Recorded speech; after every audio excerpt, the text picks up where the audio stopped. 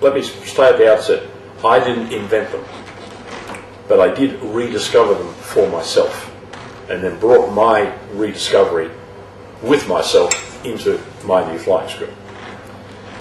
Back in 1944, there was a guy named Wolfgang Language, I think is the only way you can pronounce it, an American-German guy, who wrote a book called Stick and Rudder, in which he espoused most of these principles.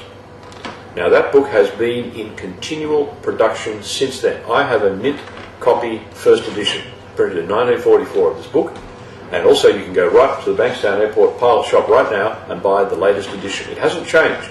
It's in constant print, which means for a publisher to do that, people are buying it. But so far I've never found anyone who actually understands it after they've read it. So I say, I didn't invent these principles, they were there. I didn't know about them at the time I learned to fly.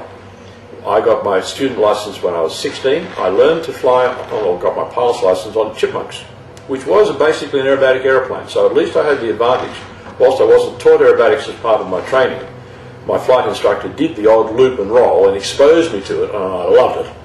So as soon as I got my private pilot's license, I went straight out and did the aerobatics course and managed to flop around the sky in this old Chipmunk. And it was great fun. But doing it all in a fashion which I would never do again now that I know what I know. Then I was inducted into the Air Force at the age of 18, and they taught me to fly all over again on the Windshield, which is a big 450 horsepower radial aeroplane, but again, in good military tradition, fully aerobatic. And I loved that aeroplane, and we could do some really good stuff in it, and I learned how to do reasonably good aerobatics. And then moved on through Vampire jets and so forth, but I think because of my aerobatic prowess, if you like to call it that, and my loving of it, I managed to get the very job that I really wanted to do when I graduated, and that is I became a fighter pilot. At the age of 19, I got checked out on how to fly a Sabre. And that was a very simple checkout because it's a single-seat aeroplane, and you get checked out by being told, get in, press that button, good luck. You've read the notes, away you go. My first solo in the Sabre was as memorable as my first solo anything else. After about 12 months of flying this aeroplane, it started to really teach me how to fly. Now I'm going to get a bit technical now, because up until this point in my training and in most people's training today, instructors will talk to you about pressures on the stick.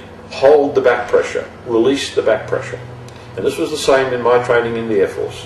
When you do a loop in an aeroplane, the forces on the stick vary, so you have to release the pressure and increase the pressure at the appropriate amount at the appropriate time. No one ever defined exactly how much and when to do this. It was something you sort of got from practice. Some of us got it moderately well, some of us never got it at all. They became transport and helicopter pilots. The Sabre had a unique flight control system. It was hydraulic. There was no feedback from the air loads at all. The flight controls were powered by a 3,000 pound per square inch hydraulic pressure, because when you're zooming along at 600 knots, when you've got ailerons as big as barn doors, no muscle in the world is going to move them.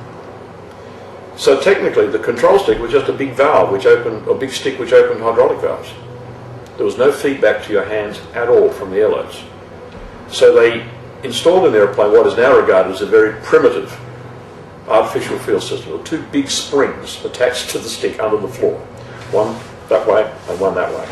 So it didn't matter if you moved the stick 2 inches on the ground, you felt X pressure. If you moved it 2 inches at 400 knots, you felt the same X pressure. So straight away this whole concept of changing pressures was gone, because it was the same goddamn pressure regardless of your speed. And I learnt this on my very first flight by pulling into a loop at 450 knots and easing off the back pressure as I went across the top, as I'd been taught in the Vampire. And I never saw the ground again for a while, because the process of letting go the back pressure meant I moved the stick forward. So the airplane stopped looping at about that attitude and went to the sky until it fell out. So here I'm sitting in this fire-breathing monster airplane on my very first flight, and I'm thinking I'm totally out of control. Oh my God. Well, fortunately it was a very well-designed airplane and it recovered despite me. It took a little while then to suddenly realise that I don't release the pressure, I hold a constant pressure because of these big springs. So I started looping the airplane holding a constant pressure. It didn't take an Einstein to suddenly realise that that constant pressure was also the same stick position. And on the top of the stick was a little button which worked electric motors on the end of the springs, which relocated their no-load position was ostensibly a trim button. You could pull the stick to a certain position to loop it, go bzzz on the button, and take your hand off, and the stick would stay there, regardless of your speed or your attitude, because they're irreversible controls. Straight away I started to realise that in air combat, where you have to really make this aeroplane manoeuvre at its optimum angle of attack at all times, all you had to do was to take it there with the stick, trim it and put the stick there, and take your hand off. And this aeroplane, as a fighter plane, would then perform at its optimum without you even touching the stick. All you do is steer it with your finger and thumb, roll the bank on or off to go up and down, but always keep the aeroplane at its optimum angle of attack. It then slowly filtered through to even me that the stick position was driving the tail position, which was driving the angle of attack of the wing. I had in my hands all along the world's best angle of attack generator and the world's best angle of attack indicator. Half of the guys in the squadron discovered this too. We never talked to each other because we were always playing against each other in air combat, and it was always our ace in the hole. But I subsequently learned half of them never got it, and they're the ones that we used to shoot down. I've spoken to a few of them long since then, and they still never quite got it. But as a bunch of us did, and we had a really good time shooting down everything in sight because we knew how to fly our airplane better than they did. Simple as that. Having learned this and then used it for 10 years as a fighter pilot and a fighter instructor, and I used to teach this as a fighter combat instructor to my students. As I've said earlier on, I then, after years and years of doing other things in the Air Force, got back into the flying training industry and started to ask myself, why wasn't this taught to me at an early age? Why wouldn't it work? Well, of course it does work. It didn't take much thinking and playing with the good old Robin to discover that the technique works perfectly well. That if you pull the stick back to a certain position, you will generate exactly the same angle of attack as you did yesterday and the previous day. And if that's the angle of attack you've always wanted for this manoeuvre, all you do is set that stick position. There are people in aviation who will say, careful, the aeroplane might stall on you. Airplanes don't stall on pilots. Pilots stall them because they pull the stick back beyond the position they should. Once you learn where that position is, you will never ever stall an aeroplane again, you'll never lose control. Pilots don't know this and do it to themselves. It's like jamming your finger in a door. So if you don't know where your fingers are, you're going to do it. Once you know where your fingers are, you don't do it anymore. Well, once you know where the stick position for the stall is, you're not going to stall again. Once you know where the stick position is for a loop, you're going to loop easily. The only difference is it's not a constant pressure like in the good old Sabre, it's a variable pressure because we're fighting air loads. So this takes a little bit of practice to get over. But then I realised that there's a further step beyond what I even knew then, that this varying pressure on the stick is directly proportional to the airspeed. So not only do you have an angle of attack generator indicator in your hand, you've also got an airspeed indicator. And once you get used to the cyclic variation of forces needed to hold a set angle of attack, you now know how fast or slow you're going. So we reverse the whole process. We're setting an angle of attack and then feeling the stick forces and therefore the airspeed through it. You have in your hands everything you need to fly. You don't need angle of attack indicators, airspeed indicators, nothing. Suddenly the aeroplane starts to become an extension of you.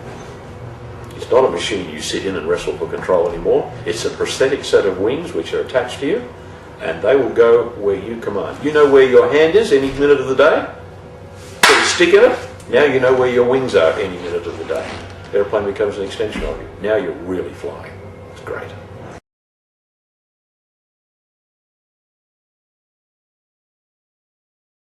Many years ago, I had a student who was an army bomb disposal expert, except he only had one arm, so his expertise failed him on one particular occasion. And he had this prosthetic arm from the elbow down with a set of metal pincers which he operated by cables going to pads on his back, held there by sort of a leather reverse bra. And he showed this to me one day after we had already done all this angle of attack control training that I've just mentioned, because he pulled it into a different context for me. Yeah, he made the point that learning to fly or learning the stick position process against the varying forces is a little bit like just learning to work his arm, but easier, obviously, in that the brain has to make new links to the muscles to set a finger position or an angle of attack. Okay, so that ultimately the aeroplane is not the machine that you sit in and fight for control, but it's an aeroplane which is which is your prosthesis, really. And we talked a bit more about this, and he said, you know, there's so many prostheses out there. that we don't realise. Machines that have been invented to enhance human performance. We look at people in wheelchairs and look at them as cripples. But the person in the wheelchair gets really cheesed if you treat him that way. And if you look at the Paralympics and see what some of these people can do, it's quite amazing. They have prosthetic wheels. And they're treated differently, he said to him, who had a prosthetic arm. The point he made was that the arm was a replacement of what was already a natural part of his body. So he's looked at as just having a tin legs or a tin arm. Whereas we don't have wheels naturally, therefore they're looked at differently. But then we look at people on rollerblades. What is that of rollerblades? It is prosthetic wheels on our feet. And man, do they go fast. Kids on skateboards do amazing things. They don't think about it. They don't have to worry about the coefficients of friction. They just do it. And he said, wouldn't it be lovely if we had prosthetic wings? Well, we weren't born with them naturally, but by treating an aeroplane the right way, the way that I had taught him, they already are prosthetic wings. You don't have to think about them. You strap them on. You've got a harness. And you put your butt in the seat and you hold it in tight, just the same as he had to put this thing on his arm and hold it on tight with a strap. And then you connect the brain via those muscles to this stick here, which gives you angle attack and airspeed, and with very little application and training, once you understand what it is you're thinking about, the aeroplane becomes your prosthetic wings and you are flying. And that is just a wonderful sensation. It's a whole different philosophy of how to enjoy yourself in the air.